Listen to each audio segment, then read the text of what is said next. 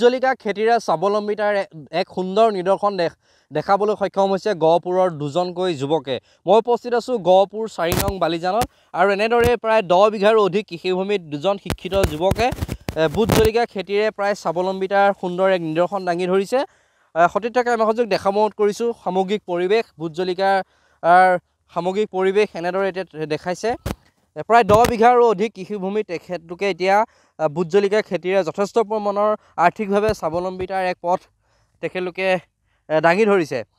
মোৰ লগত এজন যুৱক আছে, অলপ আগবাঢ়ি আহিলে সুবিধা হ'ব দাদা। আপোনাৰ কাষলৈ আহিছোঁ, ভোট জলকীয়া খেতি কৰিছে, কেনেকুৱা ধৰণৰ সহায় পাইছে বা কি ধৰণে আশা কৰিছে? আমি এতিয়ালৈকে চৰকাৰৰ পৰা একো সা সুবিধা পোৱা নাই। ভোট জলকীয়া খেতি কৰোঁতে আমি নিজেই নিজৰ অলপ পুঁজি দি আমি কৰি আছোঁ। গতিকে আমি সকলো অসমবাসীলৈ ইয়াকে আগবঢ়াইছোঁ যে সকলোৱে এনেদৰে খেতি কৰি স্বাৱলম্বী হ'ব পাৰিব। এই কাৰণে আমি কৃষি বিভাগৰ কোনোবা আহিছেনে? কৃষি বিভাগৰ এতিয়ালৈকে অহা নাই। বেলেগত আহিছে বুলি শুনি পাইছোঁ, আমাৰ ইয়ালৈ এবাৰো অহা নাই। কোনো মানুহ অহা নাই, চাবলৈও অহা নাই। কৃষি বিভাগৰ আপোনালোকে যোগাযোগ কৰিছে নাই? যোগাযোগটো আমি তেনেকৈ পোৱা নাই বাৰু এতিয়ালৈকে। কিমান টকা এতিয়া ক'ত বিক্ৰী কৰিছে জলকীয়াসমূহ? আমি এতিয়া ডিমাপুৰ বেপাৰীক দি আছোঁ আৰু গুৱাহাটী বেপাৰীকো অলপ কৰি দি আছোঁ। কিমানকৈ বিক্ৰী কৰিছে? এতিয়া 250 টকাহে চলি আছে। আমাৰ এনেকুৱা ভালকৈ যিটো ব্যৱসায় এনেকুৱা ব্যৱসায় পোৱা নাই। কিমান টকা উপাৰ্জন কৰিম বুলি ভাবিছে? এতিয়া আমি এতিয়ালৈকে ক'ব পৰা নাই কিমান হ'বগৈ, এতিয়া যিহেতু ৰেটটো কমি আছে। লাখ টকা হ'ব? হয়, এনেকৈ এটা অনুভৱ কৰিছোঁ হ'ব লাগে বুলি।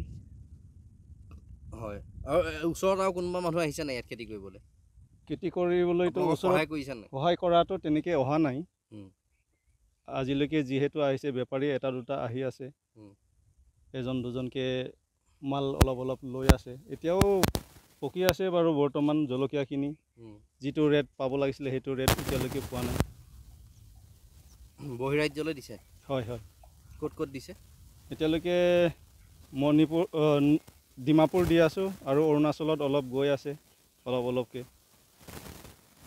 নিশ্চয়কৈ তেখেতলোকে অৱগত কৰিছে যে অৰুণাচল, মণিপুৰ এনেদৰে বহিৰাজ্যলৈ তেখেতলোকে জলকীয়াসমূহ বিক্ৰী কৰিবলৈ সক্ষম হৈছে আৰু প্ৰতি কিলো জলকীয়াত প্ৰায় 250 টকাকৈ ভোট জলকীয়াৰ 250 টকাকৈ তেখেতলোকে বিক্ৰী কৰিছে। কিন্তু আশা কৰিছে প্ৰায় লক্ষাধিক টকা উপাৰ্জন কৰিবলৈ সক্ষম হ'ব। মোৰ লগত আৰু এজন যুৱক আছে, কি কয়? 1 লাখ 1.5 লাখ বা 2 লাখ তেনেকুৱা কিবা এটা। এতিয়া কিমান পায় এইটো প্ৰডাকশ্যনৰ ওপৰত হ'ব। এতিয়া জলকীয়াসমূহ বিক্ৰী কৰা হৈ আছে? জলকীয়া এতিয়াতো বৰ্তমান লাহে গৈ আছে, অলপকৈ ইমান হেৰিও যোৱা নাই মানে। প্ৰডাকশ্যনটো হৈছে হ'লেও ইমান হেৰি হোৱা নাই মানে। হয়, নিশ্চয়কৈ ধন্যবাদ জ্ঞাপন কৰিছোঁ আপোনাক।